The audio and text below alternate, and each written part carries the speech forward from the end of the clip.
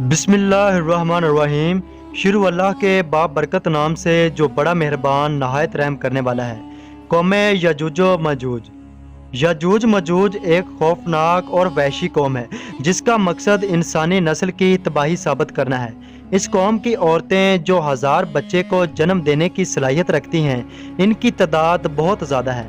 ये एक इंसान की निस्बत सैकड़ों में मौजूद हैं। जुल्करनैन अल्लाह ताला से डरने वाला इंसान था और वो बादशाह था जिसको अल्लाह ताला ने दुनिया के एक बड़े हिस्से पर हुकूमत अता की थी। कुरान पाक में जुल्करनैन के 3 सफ़रों का हाल बयान हुआ है, जबकि ये सफ़र तो इंतहा से भी ज़्यादा खौफनाक है। आपका पहला सफ़र मगरब की जानब था। इस सफ़र में आपने आबे हयात को तलाश करना था, लेकिन आप नाकाम रहे।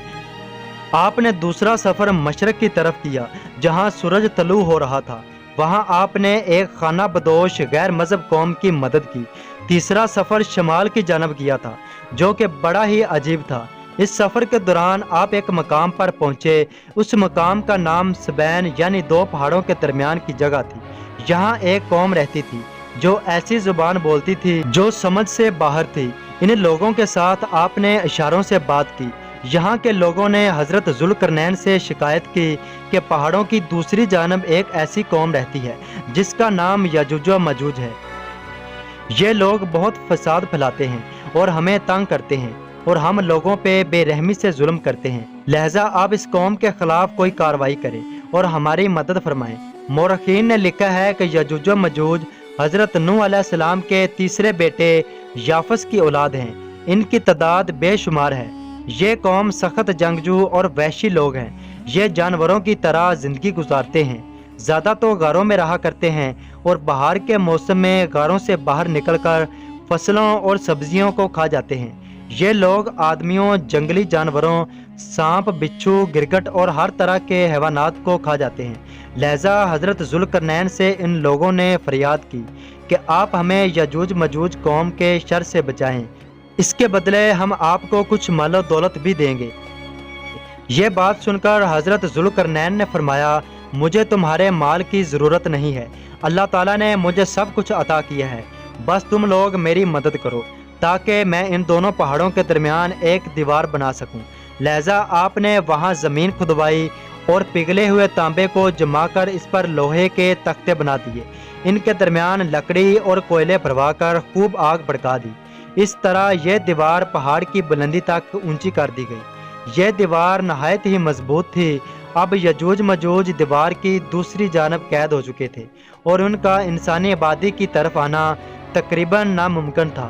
लोगों ने हज़रत जुल्करनैन का शुक्रिया अदा किया तो आपने फरमाया, वक्ती तौर पर तो यह दीवार यजूज मजूज से तुम लोगों को महफूज रखेगी, लेकिन हर चीज़ एक दिन ख़त्म हो जानी है। लिहाजा ये दीवार भी एक दिन तोड़ दी जाएगी और यजूज मजूज निकल आएंगे। हदीस के मुताबिक यजूज मजूज रोज़ाना इस दीवार को तोड़ने आते हैं और दिन भर जब मेहनत करते करते इसे तोड़ने के करीब हो जाते तो उनका सरदार कहता कि अब बस करो, बाकी को कल तोड़ेंगे। दूसरे दिन जब वो इसे तोड़ने आते हैं तो अल्लाह ताला की कुदरत से ये दीवार फिर से मजबूत हो जाती है और अपनी असली हालत में लौट आती है।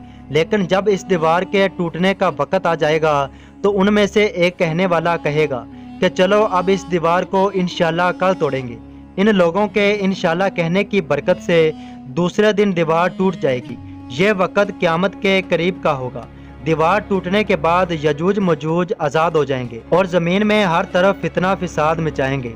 चश्मों और तालाबों का पानी पी जाएंगे, जानवरों और हर किस्म के दरख्तों को खा जाएंगे और ज़मीन के हर बुलंदी और वादियों में दौड़ते फिरेंगे। और यजूज मजूज कौन है और वो दीवार आज कहाँ मौजूद है, इसके मुतल्लिक़ हर ज़माने के उलमाए किराम के अलग अलग राय और तवीलात मौजूद हैं। लेकिन अब सवाल ये उठता है कि वो अजीम और बुलंद दीवार कहाँ है जो हज़रत जुल्करनैन ने यजूज मजूज से हिफाजत के लिए बनाई थी।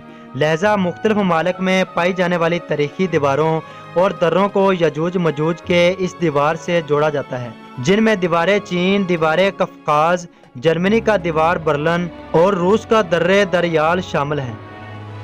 लेकिन ये तमाम दीवारें इतनी मजबूत नहीं हैं कि उन्हें तोड़ा ना जा सके और ना ही ये लोहे और तांबे से तमीर की हुई दीवारें हैं। لہذا یہ تمام تعویلات بھی فاسد قرار پاتے ہیں، اور یہ دیوار ذوالقرنین کے ساخت و بناوٹ پر اطلاق نہیں کی جا سکتی۔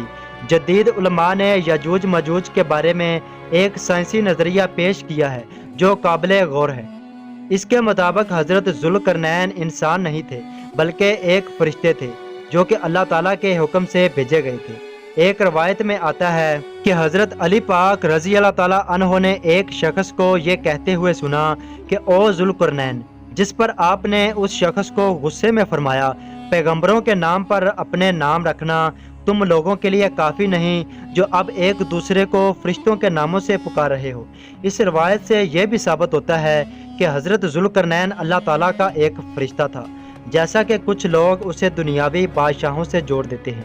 حضرت ذوالقرنین ایک مخصوص کام کے لیے مقرر کیے گئے تھے۔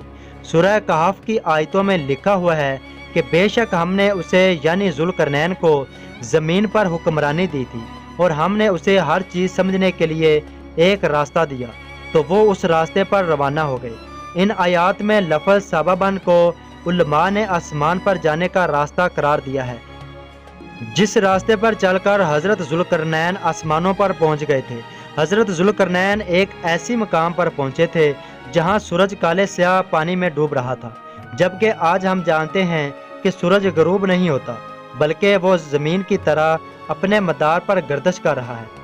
یہ ممکن ہے کہ حضرت ذوالقرنین اس راستے پر چلتے ہوئے ایسی جگہ پر پہنچ گئے تھے جہاں سورج غروب ہو رہا تھا اور کالے پانی میں ڈوب رہا تھا۔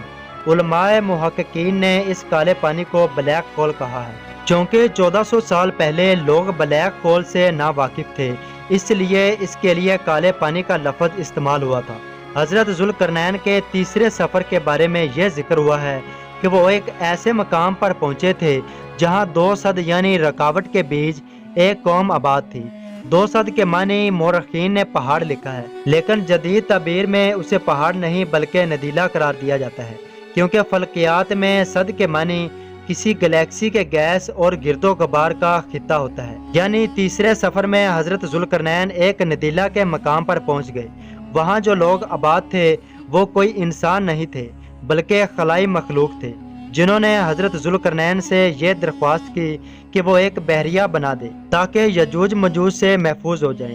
ایک لفظ ارض کا ذکر ہوا ہے جس کے معنی صرف زمین نہیں بلکہ پوری کائنات میں موجود مختلف سیارے بھی ہوتے ہیں۔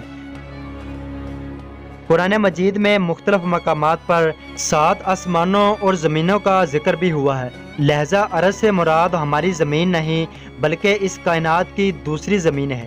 یہاں انسان نہیں بلکہ خلائی مخلوق آباد ہے۔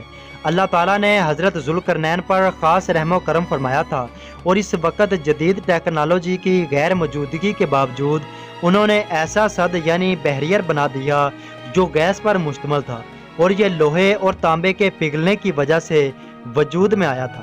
اس بحریئر نے اس سیارے کے گرد ایک دیوار بنا دی جس پر یجوج مجوج آباد تھے، اور اس طرح وہ اس سیارے میں قید ہو گئے۔